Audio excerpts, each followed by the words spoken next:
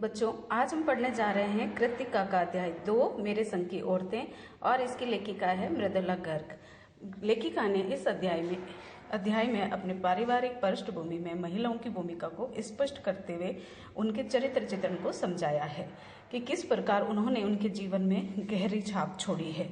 लेखिका ने अपने जीवन में आई नानी, माँ, दादी और 5 बहनों के चरित्र चित्रण को अच्छे से समझाने का प्रयास किया है और ये अध्याय आत्मकथात्मक अंश के रूप में लिखा गया है। आज हम यहाँ पढ़ने वाले हैं कि उनकी नानी और दादी के जीवन चरित्र से जुड़ी हुई कुछ ऐसी घटनाएं उन्हें किस कदर प्रभावित करती है, उनका ब्यौरा उन्होंने इस रूप में लिखा है। लीक से खिसकी अपने पूर्वजों में माँ और नानी रही होती तो गनीमत रहती, पर अपनी एक परदादी भी थी जिन्हें कतार से बाहर चलने का शौक था। यानी यहाँ पर क्या है कि इनके परिवार में उस समय भी, यानी ये 90s की शुरुआत की बात है, उस समय में भी इनके परिवार में महिलाओं को अपने जीवन जीने की स्वतंत्रता थी। उन्हें कोई भी किसी प्रकार की रोक टोक नहीं दी जाती थी, क्योंकि माँ तो इनके परिवार में इनके पिता की इकलौती संतान थी और खूब अच्छे रईसी खानदान से जुड़ी हुई थी, तो वो तो अपने जीवन में एक अलग ही महत्व रखती है। नानी ऐसे परिवेश में रहते हुए भी एक स्वतंत्रता सेनानी के रूप में अपने जीवन को जीते हुए अल्पायु में संसार छोड़ के चली जाती है। और इनकी परदादी यानी बड़ी दादी, वो तो इन सबसे एक अलग ही रूप में चलने का उनका शौक रहा है, क्योंकि उन्होंने एक पर्ण कर रखा था, व्रत ले रखा था। और अगर खुदा की फजल से यानी भगवान की मेहरबानी से कभी उनके पास 2 से ज़्यादा दूतियां भी हो जाए तो वह उन्हें दान कर देती है, क्योंकि जैन समाज से जुड़े होने के कारण उसके व्रत और नियम को वो गहराई से पालन करती थी। और जैन समाज में एक नियम है अपरिग्रह का, और अपरिग्रह का मतलब होता है कि आवश्यकता से अधिक वस्तुओं का संग्रह नहीं करना है। इसलिए इनकी दादी इस बात को गहराई से जानती भी थी और समझती भी थी, और कभी कभी तो उनकी ये सनक उनकी बिरादरी के बाहर अलग रूप में भी हास्य का कारण भी बन जाती थी। इसलिए लेखिका ने आगे लिखा है कि इसलिए वहां तक तो मेरी दादी की ये सनक ठीक थी, लेकिन उसका असली जलवा कभी कभी ऐसी परिस्थितियां भी पैदा कर देता है जिससे कि उनके लिए एक हास्य या अलग रूप में सोचने समझने का कारण भी बन जाता है। और वो जलवा किस रूप में है, लेखिका ने लिखा है कि मेरी दादी का असली जलवा तब देखने को मिला जब मेरी माँ पहली बार गर्भवती हुई। मेरी परदादी ने मंदिर में जाकर मन्नत मांगी कि उनकी पतोहू का यानी बेटे पोते की बहू का जो पहला बच्चा होगा वह लड़का नहीं होकर लड़की होगी, क्योंकि उस समय हमारे समाज में एक मान्यता थी कि लड़का परिवार की वंश परंपरा को आगे बढ़ाता है, इसलिए परिवार में लड़के की अहमियत महत्वपूर्ण थी। लेकिन दादी ने उसी बात को ठुकराकर मंदिर में जाकर लड़की की मन्नत मांगी, और ये गैर रिवायत मन्नत मांगकर उन्हें चैन नहीं पड़ा।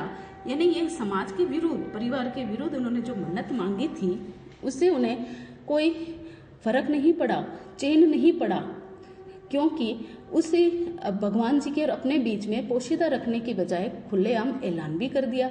यानी कहा जाता है कि अगर हमें अपनी कोई मन्नत मांगनी है तो उस मन्नत को हम पोशीदा रखते हैं, सबसे छुपा के रखते हैं। लेकिन लेखिका की परदादी ने तो उस मन्नत को सरेआम सभी लोगों के सामने खुलकर बता दिया। लोगों के मुंह तो खुले के खुले रह गए, क्योंकि इस तरह की अप्रत्याशित घटनाएं तो शायद ही कभी हुई है और नहीं कभी किसी ने देखी है।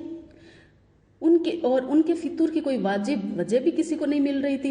ये भी नहीं कह सकते थे कि खानदान में कई पुश्तों से कन्या पैदा नहीं हुई थी, इसलिए माँ जी बेचारी कन्यादान के पुण्य के अभाव को पूरा करने के चक्कर में थी, क्योंकि पिताजी की ही नहीं दादाजी की भी दो बहनें थी। हाँ, पहला बच्चा हर बहू का बेटा होता रहा है। खैर, माँ जी ने अपनी तरफ से कोई सफाई नहीं दी, बल्कि बदसूरत यानी लगातार मंदिर जाकर अपनी मन्नत दोहराती रही। पूरा नुक्कड़ गांव जानता था कि माँ जी का भगवान जी के साथ सीधा सीधा तार जुड़ा हुआ है, और वो भी बिना तार वाला। यानी सबको पता है कि दादी और भगवान जी के बीच में सीधी सीधी बातें होती है। इधर दादी ने तार खींचा नहीं, उधर भगवान जी उन्हें आशीर्वाद देते हुए घंटी बजा देते थे। इसलिए मेरी दादी तो पहली मर्तबा में ही तैयार हो गई कि गोद में खेलेगी तो उनकी पोती ही। यानी उन्होंने तो खुले आम ये सबको कह दिया कि अब उनकी पोती में जो खेलने वाली है वो उनकी पोती ही खेलेगी। पर माँ जी की आरजू इस तरह रंग लाएगी किसी ने भी नहीं सोचा था, क्योंकि लड़की की गैरवाजी जुस्तजू सुन भगवान जी भी अफरा तफरी में आ गए। यानी भगवान जी ने भी इस तरह की एक विनती पहली बार सुनी थी, और ये विनती सुनते ही वो भी अफरा तफरी में आ जाते हैं और इसलिए एक नहीं पूरी 5 कन्याएं एक के बाद एक धरती पर उन्होंने उतार दी। यानी लेखिका के 5 बहनें लगातार होती है। भगवान जी को क्या कहें, माँ जी के सामने तो नामी चोर भी अफरा तफरी में आ जाते हैं। माँ जी और नामी चोर का किस्सा होश संभालने के बाद लेखिका ने कई बार सुना था और कभी कभी उस चोर के दीदार भी यानी उस चोर को देखा भी है। अब उसी चोर की कहानी लेखिका ने किस रूप में समझाई है। वह यूं था कि शादी के सिलसिले में एक पास की हवेली में उस घर के सारे मर्द तो बारात में चले गए थे और औरतें सज धज कर पूरी रात रत जगा कर रही थी। नाच गाने और ढोलक की थाप के शोर में नामी चोर कब सेंध लगाकर हवेली में घुसा किसी को पता भी नहीं चला। पर चोर था बदकिस्मत। जिस कमरे में घुसा उसमें उनकी माँ जी सोई हुई थी। औरतों के शोर से बचने के लिए वह अपना कमरा छोड़ दूसरे कमरे में जाकर सो गई थी और चोर बेचारा पूरी जानकारी लेकर दिमाग में पूरा कमरे का घर का नक्शा बिठाकर ही वो उस घर में उतरा था और उसे पता है कि घर की कौन सी औरत कहाँ पर रहती है। लेकिन उस दिन उसकी किस्मत खराब थी, इसलिए हमारे घर की जो मालकिन है उसने अपना कमरा छोड़कर दूसरे कमरे में शोर से बचने के लिए जाकर सो जाती है। और हमारे चोर को क्या पता था कि इतनी बड़ी बूढ़ी पुरखी जगह बदल लेगी। खैर नींद भी बुढ़ावे की थी। चोर ने जैसे दबे पांव कमरे में प्रवेश किया, दादी की आंख खुल जाती है और तुरंत बोल पड़ती है, कौन है? दादी ने पूछा। जी मैं। चोर ने युगों से आ रहा अपना वाक्य अधूरा छोड़ दिया। दादी ने आगे कहा, चल पानी पिला। चोर एकदम से झिझक जाता है और कहता है, जी मैं। तब तक माँ जी बिस्तर के बराबर टटोल कर ये देख चुकी थी कि उनका लोटा पूरा खाली है। फिर उन्होंने आगे कुछ कहे बगैर आगे चोर को समझाया, यानी चोर की कोई बात सुनने पहले ही उन्होंने समझाया, ऐसा कर ये लोटा ले और कुएं से पानी भर ला, पर देखना कपड़ा जरा कसकर बांध कर रखना और तरीके से छान कर लाना। चोर घबरा गया। अंधेरे में उन्होंने कैसे जाना कि उसके मुंह पर कपड़ा बंधा हुआ है। यानी चोर ने अपने मुंह पर कपड़ा बांध रखा था और कमर में भांग भी। अब लेखिका की दादी ने तो कहा कि ऐसा करना कि लोटे का जो मुंह है ना उस पर कपड़ा बांध कर रखना और फिर उस टाइट बंधे हुए कपड़े से पानी छान कर लाना।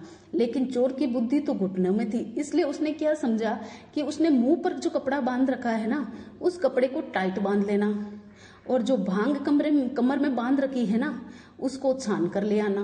यानी चोर की अलग दिमाग में चल रही है, दादी के दिमाग में अलग चल रही है। अब यहाँ देखो भगवान जी ने उनका तार जुड़े होने की खबर तो हमारे उस चोर को भी थी। यानी भगवान जी से दादी का डायरेक्ट कनेक्शन जुड़ा हुआ है, ये बात हमारे चोर को भी पता थी। इसलिए वो अपने मुंह वाले कपड़े और कमर में बंधी हुई भांग को दोनों को एक ही रूप में समझने लग गया था। पर बुढ़िया भी भांग छानती रही है, ये एकदम से उसे समझ में नहीं आया और इसी कारण वह कुछ हैरान परेशान हो उठा। और फिर तभी माँ जी ने दूसरी बात उसे जोर से डांटते हुए कहा, अरे भाई जरा जल्दी कर, बड़ी प्यास लगी है। तो हमारे चोर से अब रहा नहीं जाता है और वो तुरंत बोल पड़ता है, पर माँ जी मैं तो चोर हूँ, मारे घबराहट और धर्म संकट में चोर सच कह जाता है। तो माँ जी ने कहा, हुआ करे, मुझे तो पानी पिला दे, प्यासे को पानी पिलाना तो धर्म है ना। और देख हाँ मेरे धर्म को मत बिगाड़ना, लोटो के मुंह से कपड़ा ने हटाना और हाथ रगड़ कर धो लेना और पानी कपड़े से छान कर पी लेना। अब दादी जी ने यहाँ क्या कहा कि जो कपड़ा है लोटे पर टाइट बांध देना, अपने हाथ है किसी को पानी पिलाने या खाना परोसने से पहले ये मान्यता थी हमारी परंपरा से कि अपने हाथों को टाइट रगड़ कर धो लो और फिर हम दूसरों की सेवा में कार्य करते हैं। तो वो ये बच्चों परंपरा आज के समय में हमें लौट कर वापस पालना करने के लिए विवश कर रही है, क्योंकि अभी जो घटनाएं चल रही है उन घटनाओं में क्या समझ में आ रहा है कि हमें भी हमारे हाथ पैरों की सफाई और आसपास की सफाई का महत्व जानना चाहिए। और तो दादी तो इस तरह समझा रही है कि हाथ रगड़ कर पानी लेकर आओ। तो चोर वापिस कहती है, आप चोर के हाथ का पानी पी लोगी? तो दादी जी वापस उसकी बात को कुछ भी उत्तर देने की बजाय अपनी बात आगे क्या कहती है, कहा ना हाथ रगड़ कर धो लो और सब घर में नाच गाने में लगे हुए हैं तो मुझे पानी कौन पिलाएगा? तुझे ही तो भगवान जी ने मेरे लिए भेजा है पानी पिलाने के लिए, और इस समय तेरे सिवाय यहाँ कौन है जो मुझे पानी पिलाएगा? अब चोर के दिमाग में तो ये बात पक्का बैठ गई कि इसका और भगवान जी का सीधा कनेक्शन है। और वो ये सोचने लगा कि कहीं भगवान जी उसके बराबर में ही धरे नहीं बैठे हैं, उससे बातें नहीं कर रहे हैं। इसलिए ये बात दादी की सुनकर चोर तो अकबका रहा है और लोटा उठाकर चल देता है और पूरी सावधानी के साथ लोटा भरकर लौटता है। तो थोड़ा सा पहरेदारों ने उसे धर दबोचा, पर उसने माँ जी की बात जो कही तो उसे छोड़ दिया जाता है। फिर वह माँ जी के लोटे का आधा पानी लेकर आता है, माँ जी के लिए पानी लेकर आता है। तो माँ जी ने जो लोटा लेकर आया था ना, उसका आधा पानी तो खुद पिया और बाकी पानी चोर को पिला दिया। और फिर कहा, देख बेटा, इस लोटों में पानी पूरा भरा हुआ था, अब उसका आधा पानी तो मैंने पी लिया, आधा पानी तूने पी लिया, तो इस नाते अब तू मेरा बेटा हुआ और मैं तेरी माँ हुई। अब तू चाहे तो चोरी कर, तू चाहे तो खेती कर। बेचारा हमारा चोर किसी लायक नहीं रहा। इतना अच्छा बिना मेहनत का जो खूब पैसों वाला धंधा था उसे छोड़ना पड़ा और खेती के काम में लगना पड़ा। एक बार मौका मिलता है तो हमारी लेखिका भी उसे देखने जाती है। तो बड़ा ही भला मानुस था, जरा बूढ़ा हो गया था, लेकिन छोटी छोटी बात में हैरान सा होकर डर भी जाता है। आगे देखिए हमारी लेखिका अपनी दादी के बारे में क्या समझा रही है कि अब खानदानी विरासत कहिए, यानी उनकी खानदान में इस तरह के ही अजीबोगरीब प्राणियों का निवास रहा है। चाहे नानी देखो, चाहे मामी देखो, मम्मी देखो, दादी तो सबसे अलग रूप में रही है। और आगे उनका जो इन बहनों का जीवन है वो भी कोई परियों की जैसी कथाएं या अलग तरह की सनकी व्यक्तित्व की कथाओं से जुड़ा हुआ रहा है। इसलिए उन्होंने क्या लिखा है, अब खानदानी विरासत कहिए या जीवाणुओं का प्रकोप, उन दो सनकी बुढ़ियों के बीच में मैं भी अच्छी फंसी थी। एक तरफ माँ जी के चलते अपने लड़की होने पर कोई हीन भावना मन में नहीं उपजी, और दूसरी नानी के चलते देश की आज़ादी भी हमें थोड़ी बहुत मिल जाती है। यानी माँ की वजह तो इन्हें स्वतंत्रता मिल जाती है और नानी से इन्हें आज़ादी की राह पर चलने की एक सनक मिल जाती है। अब बात है 15 अगस्त 1947 को, जो हमारी आज़ादी का दिन रही है। और उस दिन सभी, इनके पिताजी क्रांतिकारी है, घर का माहौल भी उसी तरह का है, तो सबके सब लाल किले पर, यानी नई दिल्ली में लाल किले पर जो ध्वजारोहण और भाषण हो रहा था उसको देखने के लिए जाने वाले थे। लेकिन दुर्भाग्यवश लेखिका उसमें नहीं जा पाती क्योंकि वो बीमार हो जाती है और उन्हें टाइफाइड था। इसलिए उनके नाना जी के जो घरेलू डॉक्टर थे उन्होंने लेखिका को जाने से बिल्कुल मना कर दिया, क्योंकि उस समय टाइफाइड एक जानलेवा बीमारी के रूप में समझा जाता है।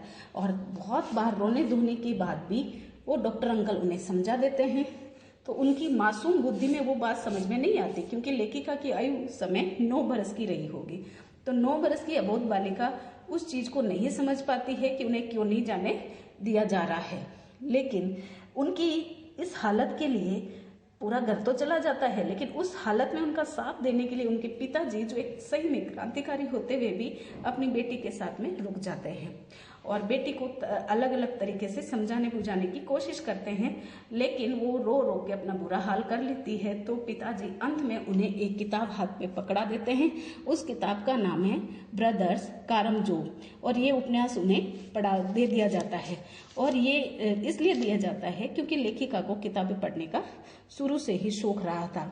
कुछ देर तो उन्होंने पुस्तक को इधर उधर करके देखने का, समझने का प्रयास किया, फिर वो उसमें पढ़ने में लग जाती है। और उसकी जो कहानियां हैं, उसका जो भाव है, शुरुआत में तो उनको कितना समझ में आया ये कह नहीं सकती, क्योंकि जब वो उसमें डूब जाती है धीरे धीरे उसकी कहानियां उसके दिमाग में बैठने लग जाती है। क्योंकि एक कमरे में तो वो किताबें पढ़ रही थी, दूसरे में उनके पिताजी जो उनको छोड़कर कहीं और नहीं जाने का प्रण ले चुके थे, इसलिए वो भी बैठे पढ़ रहे थे। अब पिताजी और बेटी अपनी पढ़ाई में खो चुके थे। तो शुरू में तो इन्हें कुछ भी समझ में नहीं आया, लेकिन जैसे जैसे ये इनको पढ़ती गई वैसे वैसे वो किताब इनके जीवन में उतरती गई। क्योंकि उसका जो फर्स्ट अध्याय है जिसमें बच्चों पर होने वाले अत्याचारों की कहानी थी, उस कहानी को इन्होंने अपने जीवन में पहली मर्तबा यानी पहली बार में ही कंठस्थ कर लिया था। यानी पूर्णतः कंठस्थ पहला अध्याय उस उपन्यास का इन्हें हो गया था। और जब इनका लेखिका जीवन का जो जलवा शुरू होता है, यानी लेखिका के जीवन की शुरुआत होती है, तो इसमें उन्होंने अनेक उपन्यास और कहानियां लिखी है। तो उन कहानियों में, उपन्यास में कहीं ना कहीं उस पहले उपन्यास तो ब्रदर्स कारामजोव है ब्रदर्स कारामजोव है, उस उपन्यास का जो फर्स्ट अध्याय है उससे जुड़ी हुई जो घटनाएं हैं उसका कुछ ना कुछ अंश उनकी अन्य किताबों में देखने को मिलता है। अर्थात उस मासूम जीवन में जब उन्होंने फर्स्ट उपन्यास में बाल्य जीवन की घटनाओं की गहराई को जाना समझा तो उसने उन पर काफ़ी गहरा प्रभाव डाला और उस प्रभाव का उन्होंने अपने बहुत सारे किस्से कहानियों के रूप में उपन्यास और कहानियों में भी जिक्र किया है। इस प्रकार अब हम आगे का अध्याय नेक्स्ट और वीडियो में सुनने वाले हैं। इससे संबंधित अगर आपको कोई डाउट हो तो आप पूछ सकते हैं और दोबारा इसको पढ़ना है।